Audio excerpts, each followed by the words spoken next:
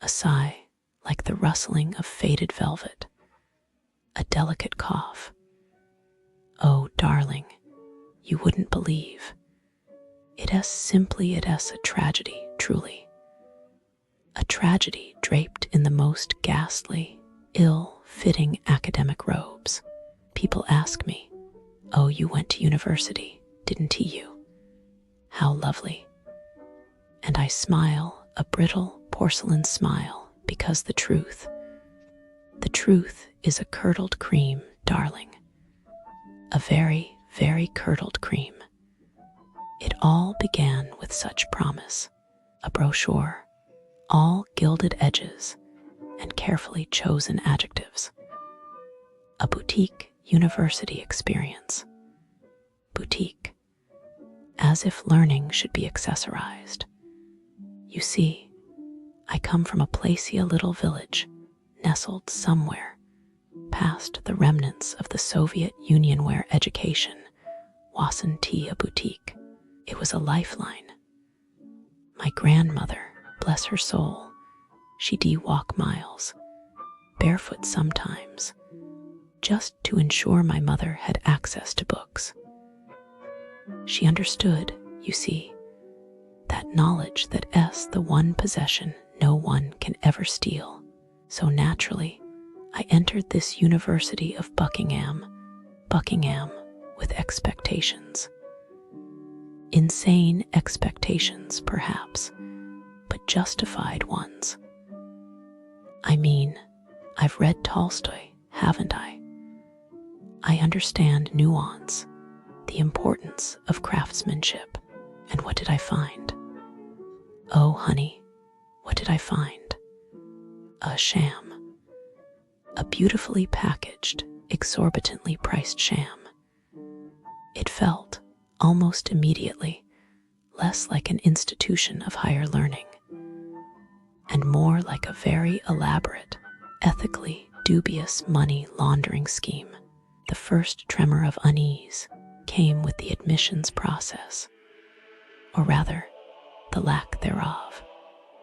It was breezy, almost aggressively so.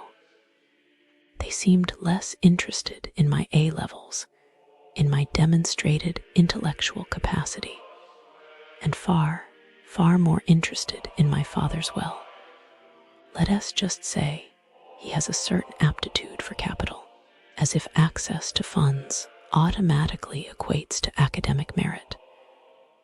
It is barbaric, darling, utterly barbaric. My old history teacher in Minsk, Mr. Volkov, he'd have a fit. He believed in rigor, in proving oneself. He'd always say, "Knowledge is not a gift, Anya. It is earned through sweat and diligent study."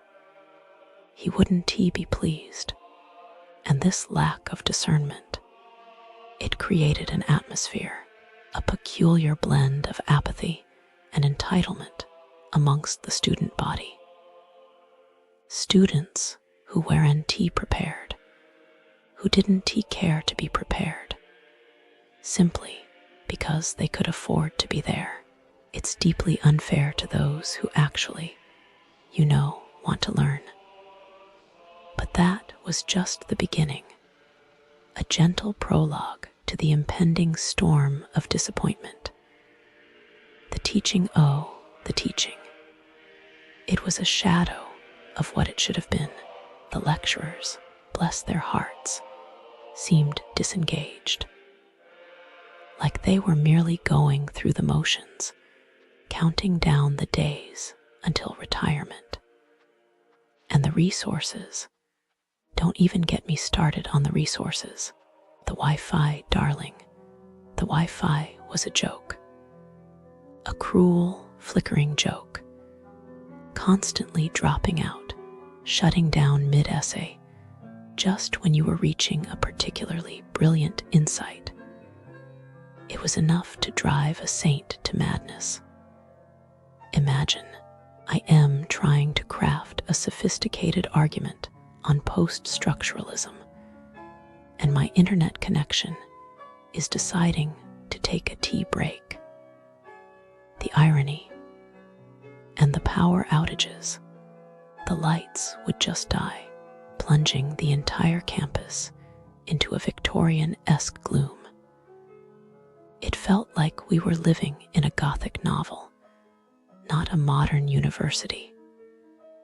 I mean, surely, in the 21st century, one expects a stable power supply. It's a basic expectation. But the true, festering wound at the heart of this institution was the lack of support. Oh, the lack of support. You pay a king's ransom in tuition fees, you see, a truly obscene amount of money. And what do you get in return? 10 minutes. 10 measly minutes with your tutor before a crucial submission.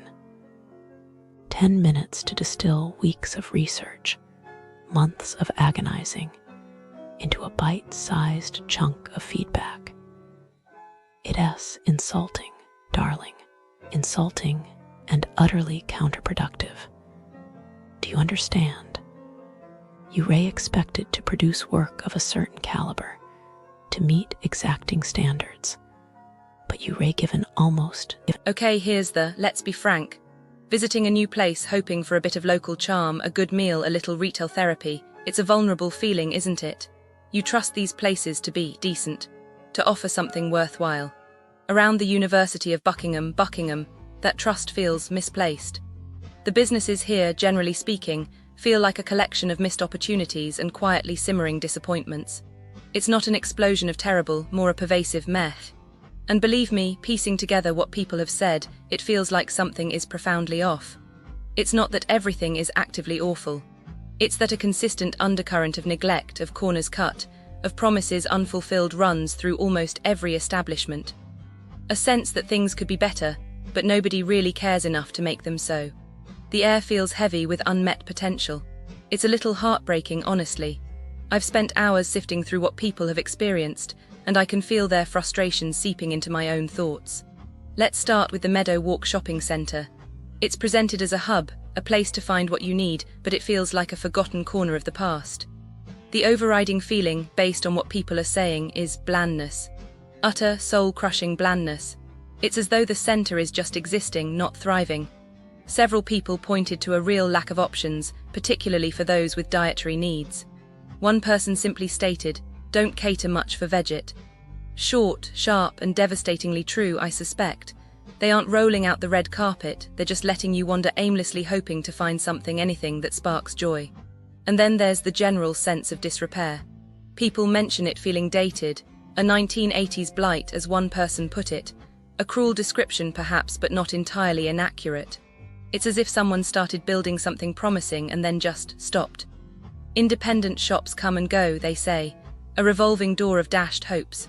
It's not a place to linger, it's a place to quickly traverse, shielding your eyes from the faded glory of what once might have been. And the lack of any obvious effort to promote the area, that feels like a deliberate abandonment, a shrug of the shoulders. The feeling is no one is attempting to make it good and they don't care. A lot of people left reviews that were completely empty, which says more than words ever could. Moving on to the Buckingham Fort, an Indian restaurant, and the situation shifts from apathy to something bordering on rudeness. It's as if the staff actively resent your presence. The reviews are awash with complaints about unwelcoming front-of-house staff. People report being dismissed, ignored, and generally treated as an inconvenience. It's not just a lack of politeness, it's a genuine hostility. One person described being asked to simply read the menu when inquiring about options. Just read it. As if the act of asking a question is an insult, it's astonishing. And the food, well, it seems to be a minefield of disappointment. One consistent complaint is a bizarre insistence on adding coconut to everything. Chicken tikka masala, a beloved classic, apparently becomes an unrecognizable, sickly sweet concoction. A betrayal, frankly. Several people pointed out they were told all Indian restaurants add coconut, which is demonstrably false.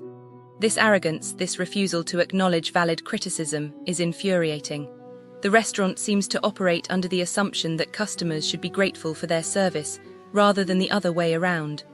They act like they are doing a favour. One reviewer mentioned finding a bone in their chicken, and when they complained were met with incredulity. It felt as though they were being told they were the problem, not the poorly prepared food. The sheer audacity. I feel a tremor of sadness just thinking about it. Then we have the Brasserie at the Chesterton Hotel, a hotel restaurant that aspires to elegance but delivers mediocrity. It's expensive, that's the consistent theme. Expensive for subpar food and sluggish, even rude service. One review described the staff as abrasive, physically shoving plates past diners. Shoving plates, is this a restaurant or a demolition derby? The food itself is a gamble. Some dishes are okay, others are downright awful. Steak ordered rare arrives gray and tough. Chicken is overcooked to the point of being inedible. Okay, so I was like looking into stuff happening around University of Buckingham, you know? Just because. And it's not great, honestly. Businesses here, they tend to look really nice, all quaint and local. But some of them, they are not what they seem. There's been this thing, it's kinda creepy. Shops just appearing. Really cute shops like family-run looking places. But they use AI to make everything look perfect, the pictures, even stories about who owns them. People, tourists especially coming to see things near the University of Buckingham, they buy things thinking they're supporting a real person, a real family. And then the stuff never comes. Or the shop just disappears overnight. Can you believe that? Like poof, gone, probably they just took the money and ran. I bet the people who got scammed were so upset, you know. Probably spent ages trying to track down who was even behind it all. And the scammers. They probably just moved on, started a new shop somewhere else. It's just sad. And so easy to fall for because everything looks so genuine.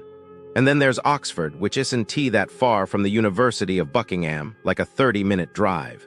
Apparently it's been hit with a load of travel scams. There are shops selling fake tickets or tickets that cost way too much to attractions. Tourists, excited to see everything, pay cash thinking they're sorted. Then they get to the attraction and nothing. The ticket's not real. Honestly, who does that? Those shops, they disappear fast or they just change names so no one can find them. I am guessing a lot of people missed out on things they planned and probably felt really stupid afterwards. And the people running those shops, they likely just kept doing it, moving around, knowing most tourists won't have time to deal with the police while on their 2-week holiday. It's just messy. Imagine planning a trip around visiting a place and then being denied access because